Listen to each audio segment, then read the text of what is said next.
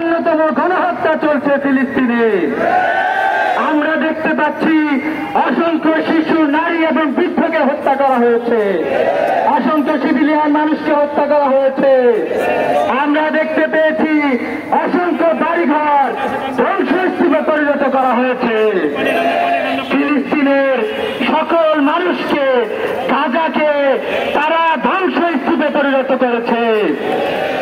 আমরা পুরা পৃথিবীর মুসলিম বিশ্ব, পুরা পৃথিবীর মানবতাবাদী জনগণ এই হত্যাকাণ্ডের তীব্র নিন্দা এবং প্রতিবাদ জানাচ্ছে। আমরা বলতে চাই, প্যালেস্টাইনের শিশুরা এখনো লড়াই জারি রেখেছে, প্যালেস্টাইনের মানুষেরা লড়াই জারি রেখেছে, এই লড়াই তারা জারি রাখবে ইনশাআল্লাহ। আমরা মুসলিম বিশ্বের নেতৃবৃন্দকে, আমরা বিশ্বের আন্তর্জাতিক হিউম্যানিটেরিয়ান সংস্থাগুলোকে